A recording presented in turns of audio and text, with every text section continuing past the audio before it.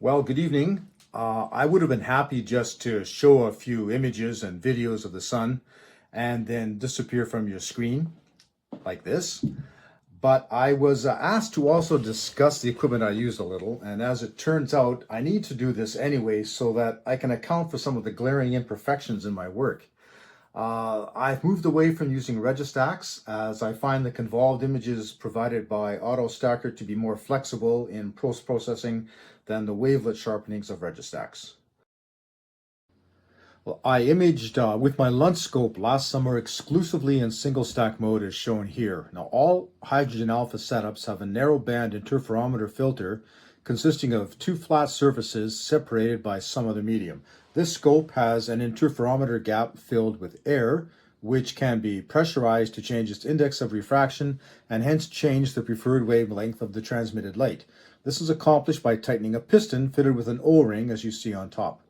This design works extremely well and I'm very happy with the performance of this scope in that configuration. You can screw on a second interferometer which is tuned by tilting the gap, and the combination of the two, which is called a double stack, will give you a significantly narrower band gap which allows you to isolate features with better contrast. With a power made on, my camera yields a field of view as you see there in the bottom right, which is a good one for making mosaics in 4 shots with ample room for overlaps. Well, prior to preparing this talk, I never compared these bandwidths to the actual width of the hydrogen alpha peak that I'm sampling, and I thought I probably should. So I searched and I encountered this simple spectroscopic study that was a real eye-opener for me. First, the width at half maximum of the hydrogen alpha peak from the sun as we see it is around 2.5 angstroms. That's about 5 times as wide as a typical amateur instrument bandwidth. The peak is broadened because the photo emission takes place within very strong electromagnetic fields which affect energy levels everywhere. There's a Doppler effect from the thermal motions of the emitting atoms, and the emitted photons can interact with the electrons as they pass through the rest of the sun's atmosphere. Now, hopefully one's instrument is able to scan across this range. I'm not going to go much into tuning subtleties today except to say for now that I spend nearly all of my time on the blue side.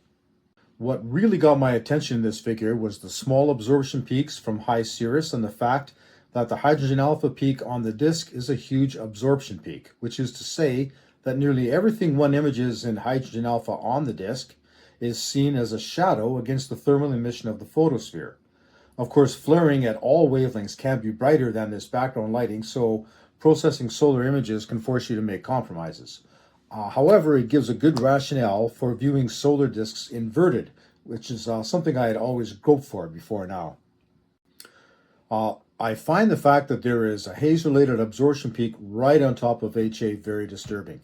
If you are tuned on top of or even near that absorption, you're likely to get very uneven results in both time and space, and I think I have examples to show you. So here's some recent imagery with the single stack Lunt. As you see, on May 25th, there were a number of unstable active regions, as well as an outside spot labeled 3310. I decided to run a time lapse because the active region 3311 in the middle of that strip above the equator was reported to be prone to flaring that day. But instead, active region 3312 did a neat thing. So this image was obtained at the end of a time lapse that I took. Here's what happened.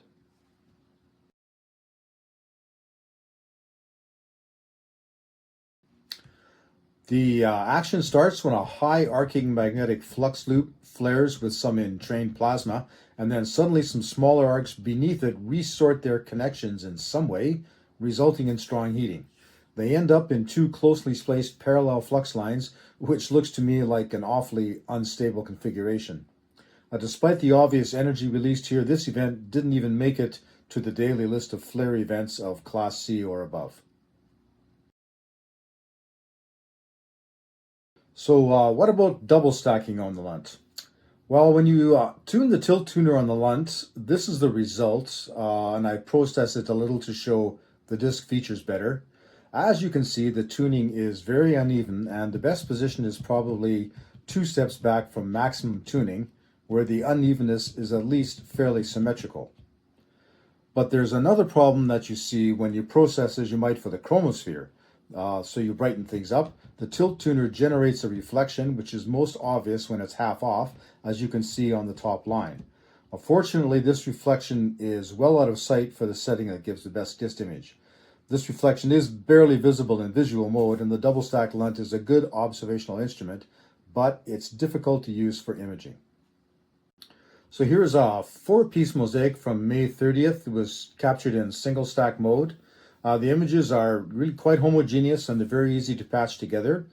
The single stack image is significantly brighter than the double stacked one, so you can run at a lower gain and faster shutter speed, which is always a big advantage when you're doing solar imaging. Well, active region 3319 was of some interest as it flared almost continuously the whole time it was crossing the sun. And on May 30th, it was the only region to flare at level C or above, and it really wouldn't quit. This could have been processed a little better, but no enhancement would have made it comparable to this image, which was captured the following day. So this was captured using the same camera with a Daystar Quark chromosphere filter dangling from a Teleview 85mm refractor. Now, this has a bandwidth that is likely a little smaller than the double stacked lens. It's potentially as narrow as 0.25 angstroms, according to Daystar. With the additional optical resolution of an 85mm f7 telescope, the Quark is equivalent to a 4.3 times power mate. You obviously get a much nicer image. So here is that Teleview refractor hard at work. There's a UV IR filter screwed inside one of the extensions, and that provides all of the pre-filter energy rejection that's needed for such a small scope. I also tried earlier on an 82mm red filter screwed into the cell in front of the objective. I saw no difference in the performance with those two, so I'm keeping to the infrared filter because it's better protected inside the optical train. There's a tilt plate in front of the camera. I had to put that there as I did get intense Newton's rings when I first started using this setup. So this page is from Astronomy Tools. I plugged in the numbers for the scope and the camera, and as you can see, the ASI 174 camera is a very good match to the Teleview 85 plus the Quark. It's just under oversampled. So this is what you see when a Quark tunes up. At startup, the image is much like that of a white light solar filter. It uses a 5-volt USB power source to heat the medium between the interferometer surfaces, which changes its index of refraction, and this takes about 10 minutes from startup. Here I'm tuning to a middle position, which is at clock position on the control dial of 12. You can see that at no time after the interferometer kicks in do I get an even response across the field of view. I should mention that a response like this is within the range that Daystar says we should expect. They point out that you can get a much better result by picking up one of their $15,000 research grade filters, and they probably have a point. I suspect that one could have been luckier than I was in the quality of the Quark, though. And now, with a better focus, tuning from 12 to the blue side of the peak at position 9, which is where I usually work. The evenness of the response improves a little, and the left 2/3 of the field of view looks salvageable. So on May 31st, I tried getting a flat by pointing the scope at an area on the sun that was free of active regions and filaments, and as far from the limb as possible, and defocusing. Now, you can't always find a spot like that, but there was one to be had this day. The sky was pretty good for Ottawa, but there was a bit of white haze in the sky. The results are pretty good, but you can see a small amount of large-scale unevenness in the brightness, which I could not entirely eliminate. I used Photoshop to assemble the pieces after I placed them myself, and it does a fine job of brightening and darkening on gradients to get pieces to match along the edges, which is why you can't see any actual seams, but there are clearly domains that are anomalously light or dark.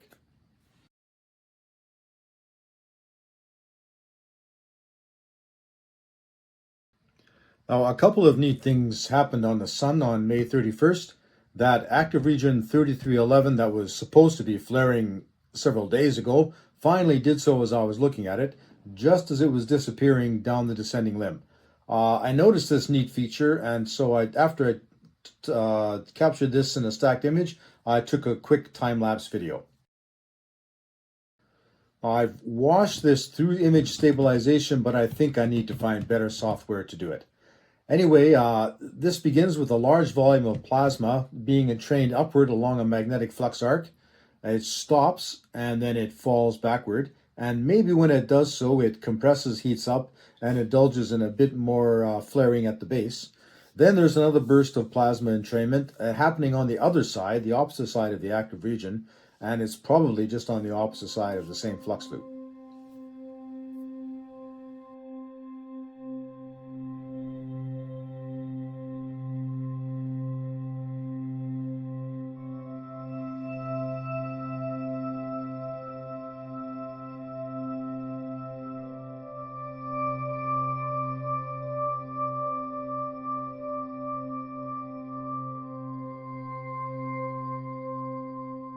So that all happened in this location. On the other side of the sun, I captured the disintegration of a plasma-rich flux loop. Now, the top of this loop is much cooler than the base, and so it's imaged largely from its absorption shadow, which gets more intense the higher it rises. Although it is possible to pick up the top of the loop as an emission when it rises above the limb if you process it aggressively enough. So it looks like it simply decayed, losing its top in a small coronal mass emission.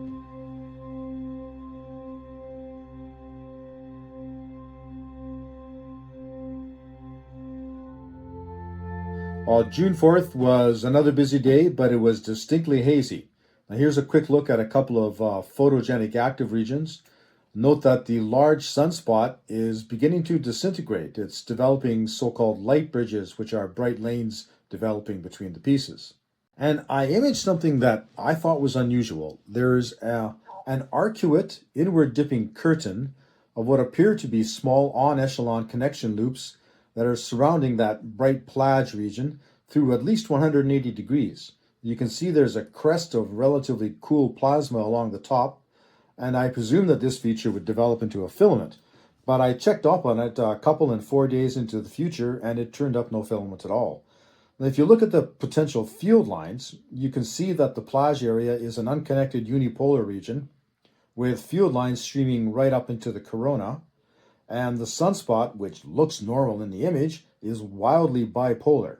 So my guess is that the curtain is related to the plage area and has nothing to do with the spot, but I don't believe I've ever encountered a description of this sort of feature, and I don't really know what it is. So here's my flat of June 4th, and it's gratifying to see it's virtually identical to that of May 31st, so I'm doing something right. I attempted another mosaic that day. But it's obvious that something wasn't right. And in this case, you can even make out the seams between the pieces. There was a lot of gradation in the brightness across individual images. So, one more try, June 22nd. And on this day, conditions were very good in the morning. I had good transparency, no haziness that I noticed. It's subtle, but this flat seems to have less contrast than the one on May 31st. Bingo!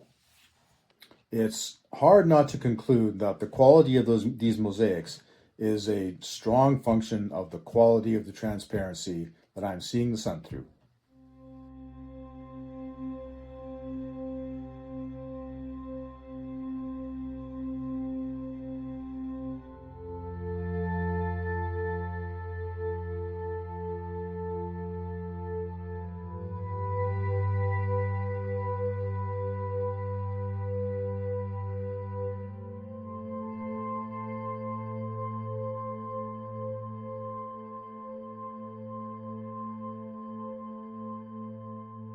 Okay, so let's look at a couple of colorized versions. Harder to keep the high contrast and the visual detail in these, but they are a little more pleasing to the eye.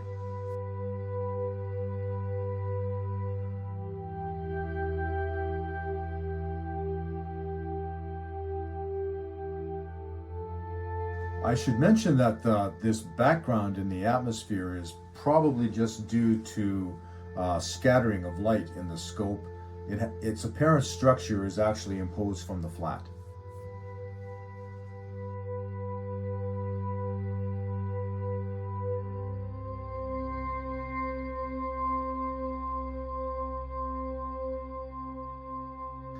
This is a terrific sigmoidal filament, which also shows some chirality in its fine structure. Don't have time to talk about this interesting kind of thing today.